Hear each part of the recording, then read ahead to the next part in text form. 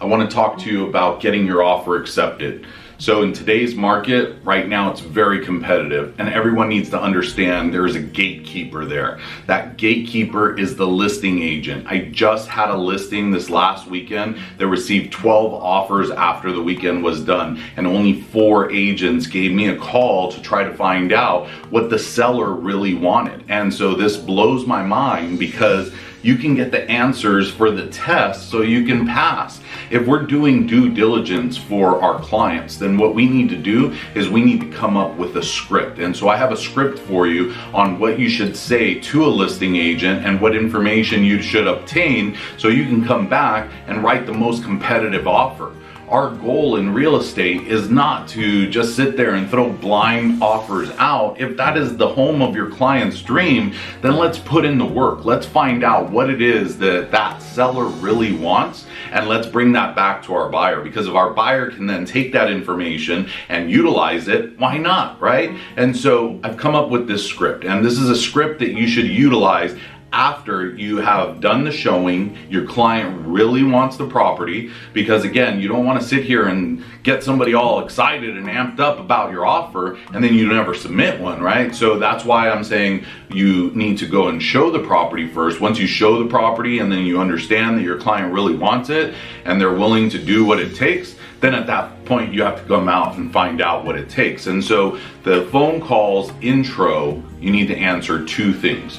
Number 1 is who are you, and number 2 is what do you want, and then you need to pay some sort of compliment so you can hopefully receive a thank you, right? And so this is how it sounds. So when you call somebody, I always like to say their name in an upswing. So I say, hello Frank, hello Frank. And then that's kind of like a question mark at the end of that. And then at that point, they're gonna say yes. And then you say, okay, perfect. My name is Frank with eHomes, and I'm calling you regarding your property on 123 Main Street. By the way, that's a beautiful listing. And I'm calling to find out if you can give me some information on it. They're gonna say, yes, of course. So at that point, you go ahead and you start to go into some questioning to open up the conversation. The person that asks the most questions is usually in control of that conversation. And so you're gonna start asking questions, not getting into a sales pitch. At this point, hopefully their guard is put down because you gave them that compliment on their listing. And then now you're gonna go ahead and start asking them, so tell me, where are you at with current offers? And so with the current offers, right now they're gonna tell you, hey, you know, we have 12 offers, we have 5 offers, we haven't received any offers. Whatever it is that they tell you, make sure you remember that, because you're gonna go back and you're gonna relay that to your client. And so the second thing that you're gonna ask is, what is it gonna take to open escrow today? Is there a specific price that they're looking for? And then at that point, that person might say, yes, there is a price that they're looking for, or no, there is not a price, just submit your highest and best. So you go ahead and lead so you can get the objection out early on, and then you can proceed forward. So whenever we're dealing with any type of objection like that, we need to continue to transition into our next questions, acknowledge what they say, respond, and then transition into that next question so you can continue to try to find out more. So are there any terms that your seller would like in order for us to make this the most competitive offer? Do they need a rent back? Do they need to have the possession of the property for, you know, a certain amount of days in order for them to move out? Have they identified another property? Or what are they doing after they move out? Or if it's vacant, you know, how long has it been vacant?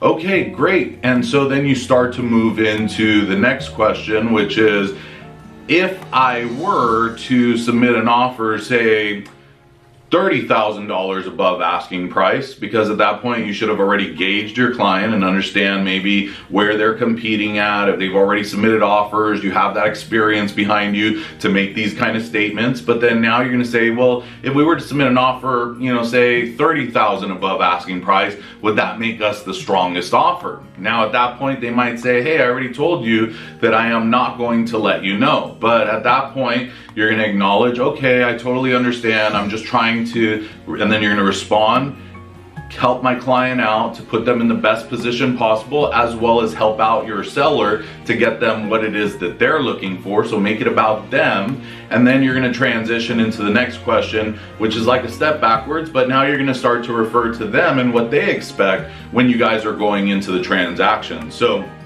next question should be, well, you know, I know that you are a listing agent, and just like you, I am also a listing agent, and you know, I want to make sure that I accommodate to your needs. So when and if we go into escrow, what do you expect of me? Okay, a lot of times they're going to be thrown off guard, or they might give you a response. Obviously, work off the response that they give you, but if there is no response, the best thing you can do is come back with the word communication. Okay, communication is key with taking care of your clients, taking care of the other side of the transaction, doing whatever it is that you got to do on a day-to-day basis. Communication is key. If you don't communicate, if you don't message people back, you don't pick up your phone, you are in the wrong business, okay? But we all know that we are in the business to win. So if you're gonna win, first of all, communication needs to become a staple and a principle that you work off of at all times in your business. The other thing that you need to do is you need to also make sure that you are doing what you say you're gonna do. So here we are giving them some expectations by saying, hey, you know what, communication is key, and I just wanna let you know that I am very communicative and I am overly communicating sometimes, and I hope that's okay with you. Of course they're gonna say yes. Oh, that's important. Oh man, that's great. And then you're gonna close out by giving them your unique selling proposition. So you need to understand what your company's production's like, or a concept within your company that you can pitch to them. So typically, like for eHomes, I would say, you know what, we have over 1,600 5-star reviews on Zillow. We are one of the fastest growing teams here in Southern California, and we have sold over 850 homes in the last 12 months.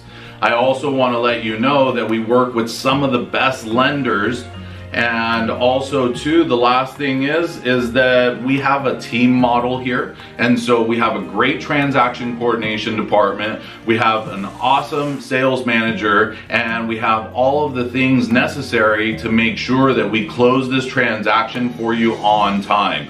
And so I'm all about closing, and then you're going to finish it with a closing line, which is, just so you know, I want to go ahead and do my best on this transaction, so hopefully in the future when you receive another offer from me, you're saying, hey, I already did a transaction with this guy, and I want to go ahead and do more transactions with this guy and want to work with me moving forward. So thank you again very much for your time, and then you're going to tell them your name and the company you work for again one more time. So again, my name is Frank Novazzi with eHomes.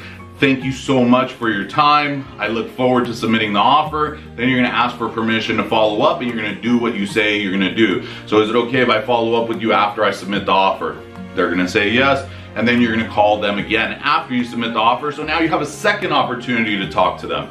Okay, but now those two opportunities shouldn't be the first two opportunities you talk to them. On today's video, we went over what it takes to get your offer accepted, and the thing is that you actually had an opportunity to call and set the appointment, ask about the property before showing it, and those are other touch points. So remember, follow-up is the most important thing, and the more touches you have with that person, the more you stand out to them. So again, take my advice. If you're trying to get your offer accepted in today's market, communicate. Hit up that listing agent and talk to them about these things. Thank you so much. We'll see you on the next video. Have a great day.